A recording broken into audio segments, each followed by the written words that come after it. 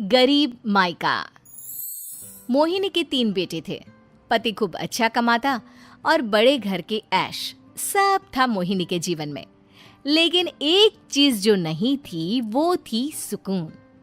मेरी बहन और मेरा भाई दोनों गरीब, लेकिन मैं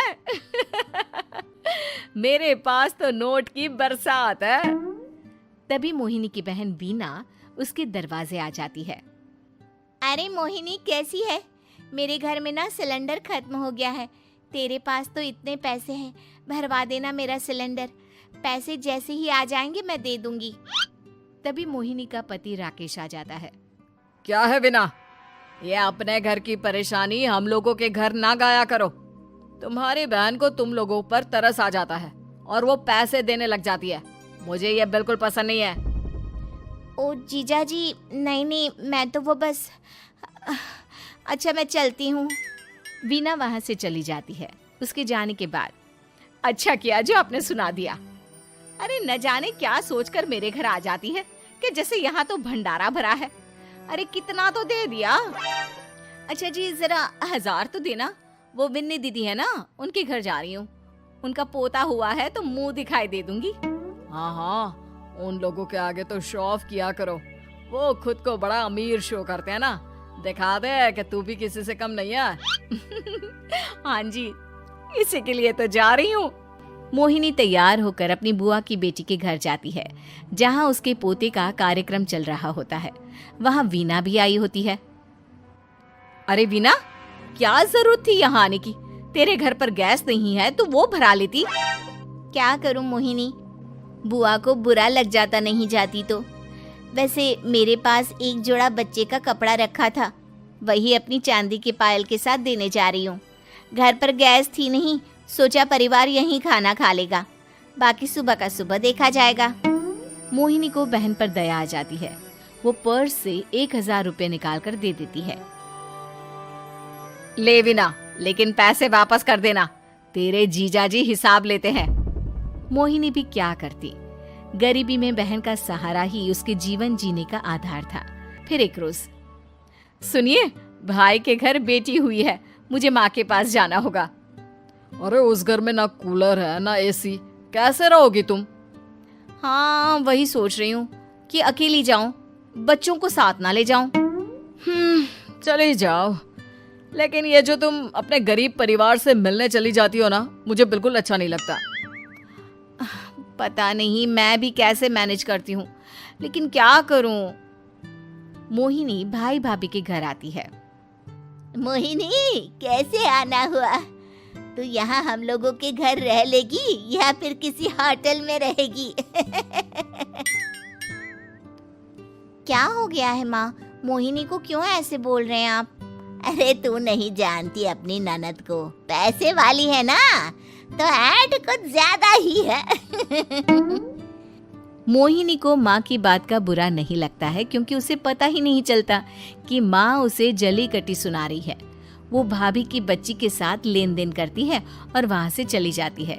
उसके जाने के बाद, माँ, क्यों आप मोहिनी को इतनी सारी बातें सुनाती हो? भाई का बेटा बोल पड़ता है। माँ, क्योंकि दादी जानती है कि बुआ के अंदर घमंड है।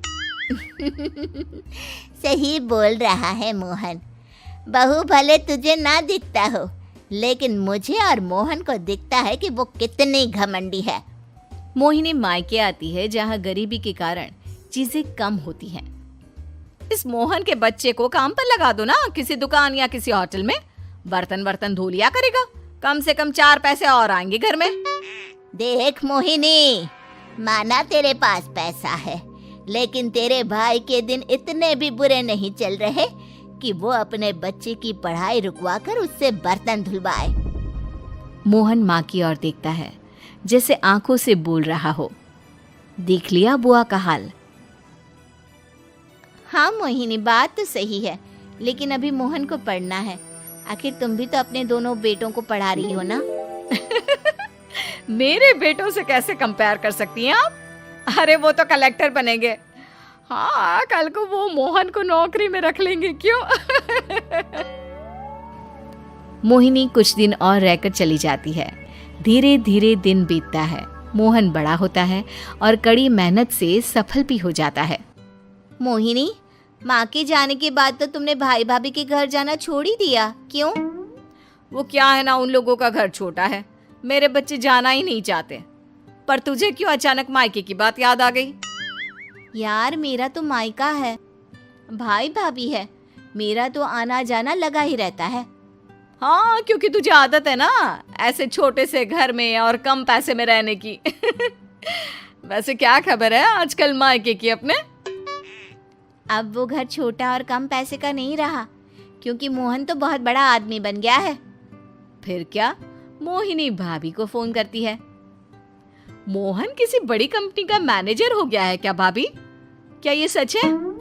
हाँ मोहिनी दीदी, अब तो हम लोगों के गरीबी के दिन कट गए।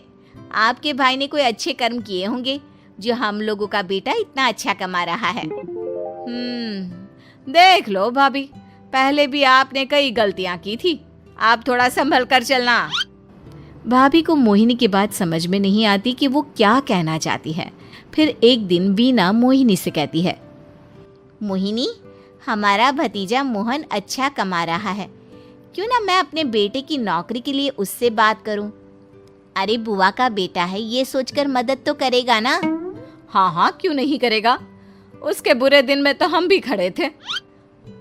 मोहन को वीना फोन करती है और अपने बेटे की मदद करने की बात करती है। हाँ हाँ बुआ, क्यों नहीं, आप सिद्धार्थ को भेज दें, मैं अपनी ही कंपनी में उसकी नौकरी करवा देता हूँ। दिन बीतते हैं, अब वीना के हालात भी अच्छे हो जाते हैं। क्या बात है वीना, तूने भी कार ले ली, वो भी इतनी अच्छी? हाँ मोहिनी, अपने भतीजे के कारण तो हम लोगों के दिन अच्छे हो गए। उसने सिद्धार्थ की नौकरी लगवा दी है, वो भी शानदार। ठीक है, लेकिन पैसे ख्याल से खर्च करना। वो क्या है ना, पैसे आने आसान है लेकिन संभालने मुश्किल। मोहिनी घर पर अपने पति से बात करती है।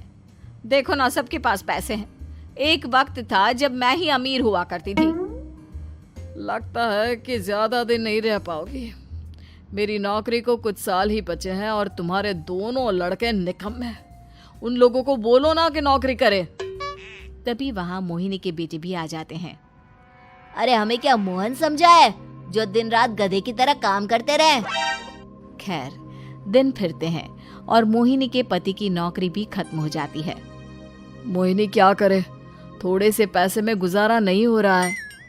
तो क्या करे, मेरी समझ में कुछ नहीं आ रहा। मोहन को बोलो ना कि वो इन दोनों के लिए नौकरी देखे, जैसे सिद्धार्थ के लिए नौकरी देखी है। मोहिनी क्या कहती, उसे अपने वो दिन याद आ जाते हैं जब उसने भाभी से मोहन को नौकर बनने की सलाह दी थी। क्या हो गया, क्या सोच रही हो मोहिनी? यही कि वक्त कभी भी किसी का भी पलट सकता है, ऊपर वाले से डर कर रहना चाहिए।